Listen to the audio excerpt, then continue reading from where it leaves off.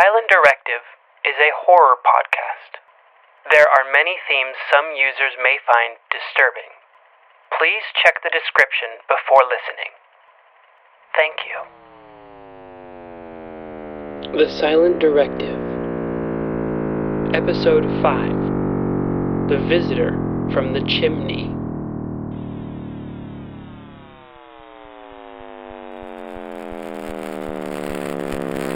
Someone is coming down your chimney.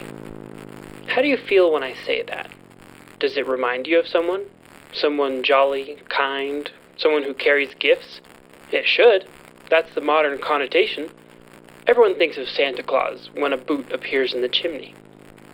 But it wasn't always like that. Before the tales of the jolly visitor from the North Pole, thinking of a visitor from down your chimney was a bad thing. It was an intruder. It was someone unknown entering your place of living. It was only after Santa that you began to welcome the chimney visitor. No longer did you fear the idea. But as the tales of Santa spread, a countermyth began to emerge. What if something else came down the chimney?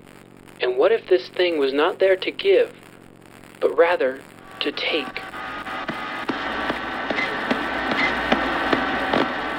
'Twas the night before Christmas, when all through the house not a creature was stirring, not even a mouse. The stockings were hung by the chimney with care, in hopes that St. Nicholas would soon be there. The children were nestled all snug in their beds. At least, that's how the original poem is read.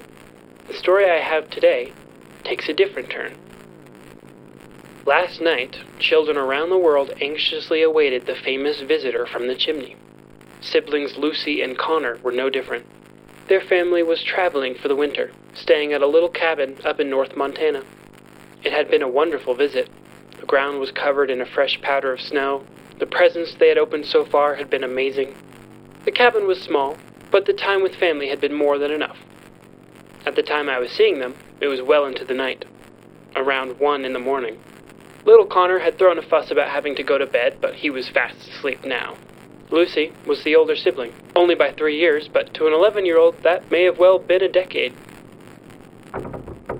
She found herself awake, maybe by chance, maybe by the noise from the rooftop. I heard it. It sounded like the house settling.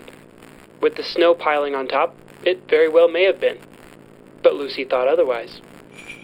She thought she heard bells. She sat up, climbing down the bunk bed ladder and shaking Connor awake. He began to ask if it was morning, but Lucy shushed him. "It's midnight," she said. "I think he's here." Another creak sounded out. Both of them were convinced. I'll admit, even I wondered if it was truly the jolly man. In the world I've seen, anything's possible. As the siblings crept out of their room and made their way downstairs, I followed. Because I'm no corporeal being, I could see both the children and the roof at the same time. I saw what was making the noise, and a disturbing sense of dread settled deep within me. This was not a friendly visitor. But the children continued down the stairs, unaware. They ventured into the living room. The room was filled with neatly wrapped presents, surely exactly what they wrote letters about. Before they could begin to inspect, a noise came from the chimney. A quiet, shuffling, scraping noise. The children watched excitedly, as I watched with fear. I don't usually fear for the subject of my stories. Experiences happen, and I, nor anyone, can do anything about them. But I feared for these children as the creature came down the chimney. That scraping noise?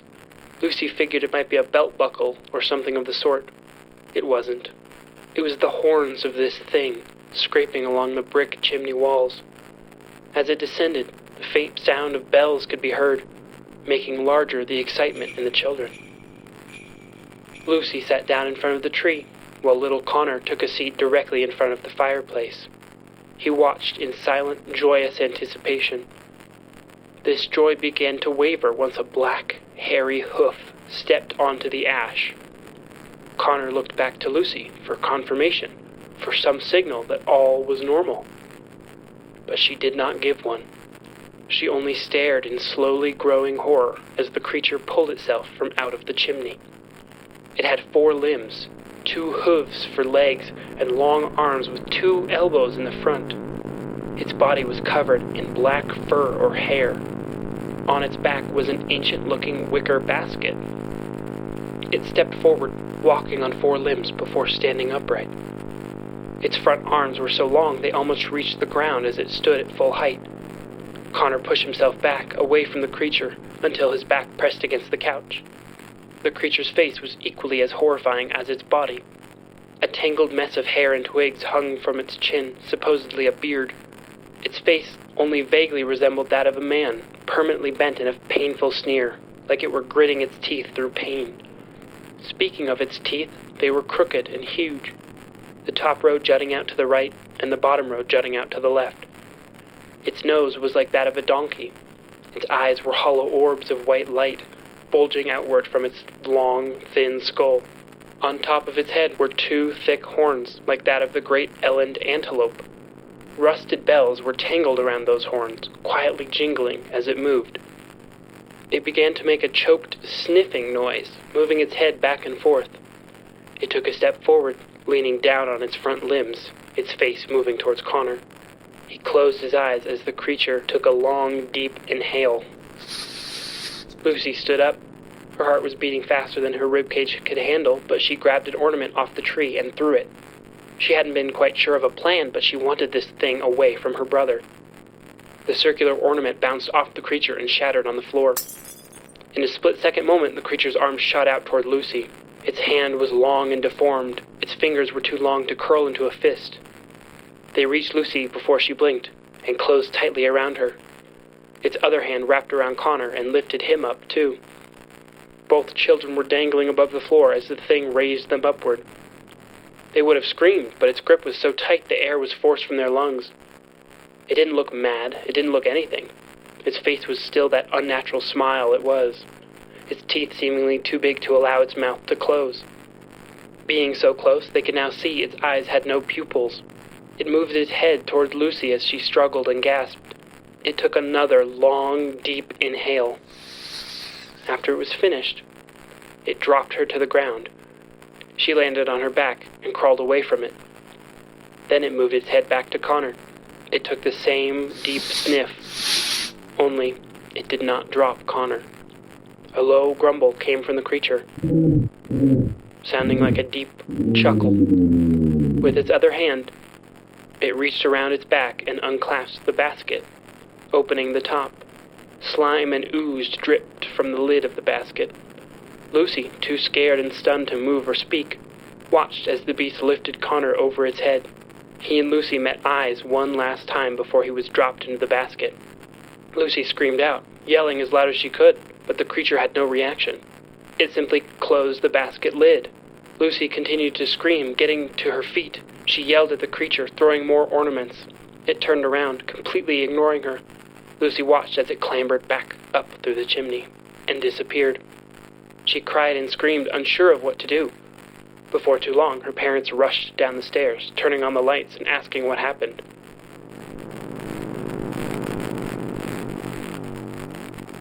I wish something could have gone differently. What a horrid, terrible creature. Based on my knowledge and what I saw, I believe it to be a Krampus. I don't know if there are multiple or just one Krampus. According to legend, it sniffs behavior in children and takes the ones who haven't been good. An unfair judgment, to say the least. I was hoping for a brighter story for the holiday season, but this is what I saw last night. I felt it unfair to poor Lucy to not share. I apologize for my late broadcast. My schedule must remain the same. It is very important. But, as is said, it is that time of year. I wanted to tell a story of relevance, so I had to wait. Sure enough, the night of the Christmas Eve holiday, I found myself there. I'm still not sure how to navigate myself, but I was seeking a holiday story, and I found one. Interesting. Well, I hope you all have a nice holiday. Be careful, and remember, where there are folk tales, there are experiences. Stories that survive for so long do so for a good reason.